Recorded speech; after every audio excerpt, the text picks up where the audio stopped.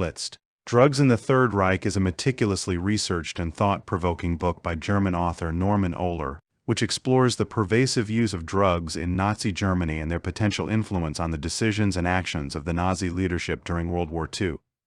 Ohler's work draws on extensive primary sources, including previously unreleased documents from the German Federal Archives, and offers a unique and controversial perspective on this dark period of history. The book begins by providing a historical context for the prevalence of drug use in the Third Reich, emphasizing the role of the pharmaceutical industry in German society. Germany was a global leader in the development and production of drugs, and many of its citizens regularly consumed various substances, including powerful stimulants like methamphetamine. Ohler details how this culture of drug use extended to the highest levels of the Nazi regime, with Adolf Hitler himself relying on a cocktail of drugs to maintain his energy and focus. One of the central narratives in Blitzed is the relationship between Hitler and his personal physician, Dr. Theodor Morell. Morell, a highly controversial figure, was known for administering an array of drugs to the Führer, including amphetamines, opiates, and various other substances. Ohler argues that Hitler's drug dependence was not only a personal failing, but also had a significant impact on his decision-making during the war, leading to erratic behavior and poor strategic choices. The book also examines the role of drugs in the German military, with a particular focus on the widespread use of the methamphetamine-based stimulant Pervitin. Ohler reveals that Pervitin was routinely distributed to German soldiers to enhance their endurance and alertness during the early stages of the war. He suggests that the widespread use of this drug played a crucial role in enabling the rapid and aggressive military tactics employed by the German forces, particularly during the Blitzkrieg.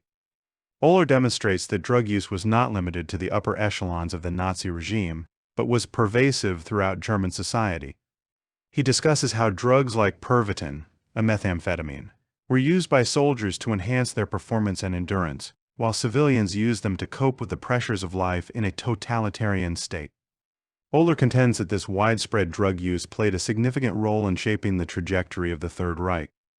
Its extremely potent active ingredient is an opioid called oxycodone, synthesized from the raw material of opium. The substance was a hot topic among doctors in the Weimar Republic because many physicians quietly took the narcotic themselves. In specialist circles, Eucodal was the queen of remedies, a wonder drug, almost twice as pain-relieving as morphine, which it replaced in popularity. This archetypal designer opioid was characterized by its potential to create very swiftly a euphoric state significantly higher than that of heroin, its pharmacological cousin, used properly.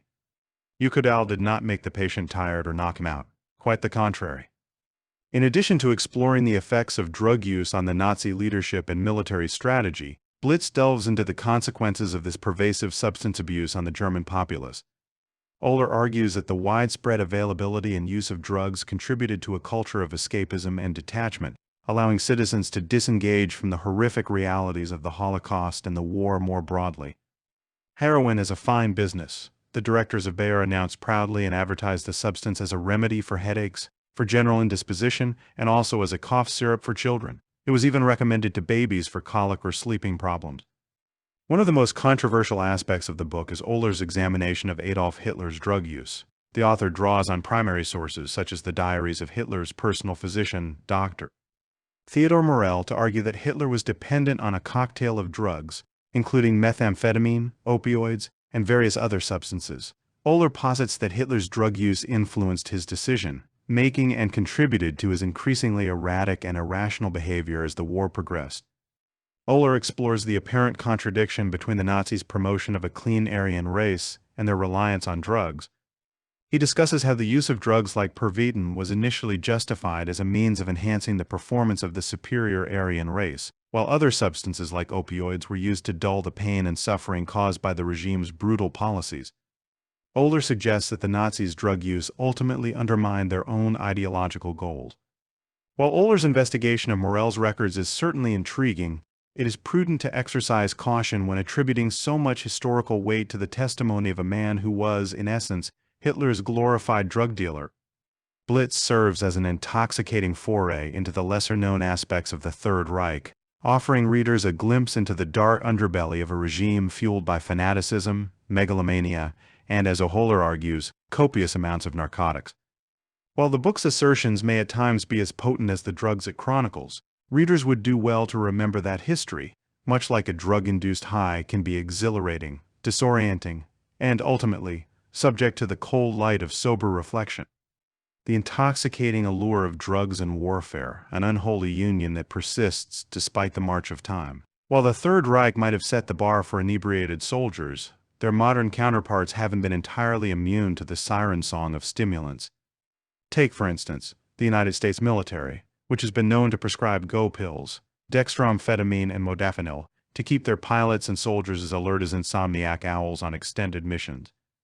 It seems Uncle Sam isn't above a little chemical assistance when it comes to pushing the limits of human endurance. Meanwhile, our erstwhile Cold War adversaries, the Soviets, were hardly averse to boosting their troops' performance with stimulants. It's whispered in some circles that their Russian successors may still dabble in this particular pharmacological dark art. And then there's the enigmatic hermit kingdom of North Korea. Defectors from this secretive realm have spun tales of methamphetamine being doled out to soldiers to sharpen their senses and stave off fatigue. Alas, given the opaque nature of the regime, we're left to ponder the veracity of these claims. Of course, it's worth mentioning that most modern militaries, the U.S. included, have stringent rules and regulations governing the use of drugs within their ranks. Soldiers caught indulging can expect a firm rap on the knuckles or even an unceremonious exit from service. Yet, in the shadows of critical operations, some militaries still flirt with the notion of chemically enhanced warriors, albeit discreetly. Take, for example, the Syrian civil war, a brutal and devastating conflict where even the least likely of substances have found their way to the battlefield. Enter Captagon, a drug of dubious reputation that has been hoisted to prominence by warring factions in desperate need of an extra edge. Captagon is a cocktail of amphetamine and theophylline, once prescribed to treat ADHD and narcolepsy. Its medical career was cut short when governments worldwide recognized the potential for abuse and swiftly banished it from the realm of legitimate pharmaceuticals.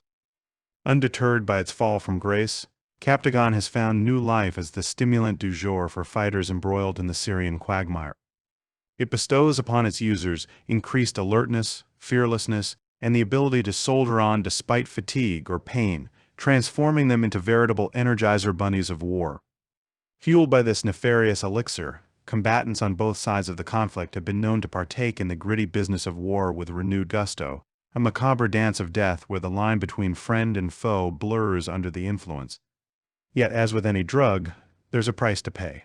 The toll of Captagon extends beyond the battlefield, as addiction and abuse seep into the very fabric of Syrian society, leaving in its wake a generation haunted by the specter of a conflict that has stolen far more than it has given.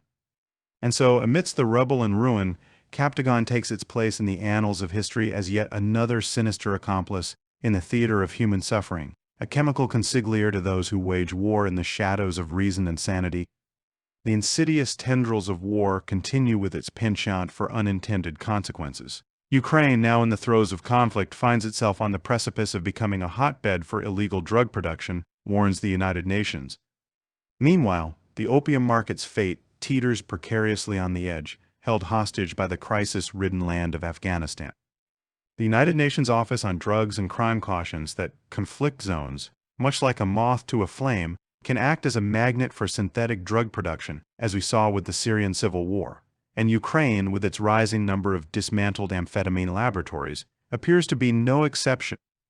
As the war rages on, the nation's capacity for producing these chemical concoctions only threatens to grow. Alas, the long arm of the law finds itself handcuffed in these turbulent times.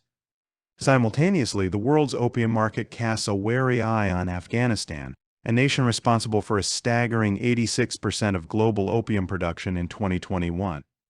The humanitarian crisis and the Taliban's ban on opium poppy cultivation create a volatile cocktail, the effects of which are sure to reverberate throughout the world. The UN ODC report, a veritable treasure trove of disheartening data, also found that an estimated 284 million people used drugs in 2021. A record 2,000 tons of cocaine production in 2020 only adds fuel to the fire. The fairer sex, though underrepresented in treatment, has not been spared the ravages of addiction. Women are particularly drawn to amphetamine-type stimulants, facing a double stigma when seeking help. Thus, in a cruel twist of fate, war continues to lay the groundwork for an ever-expanding underworld of drugs and addiction, leaving behind a trail of human suffering in its relentless march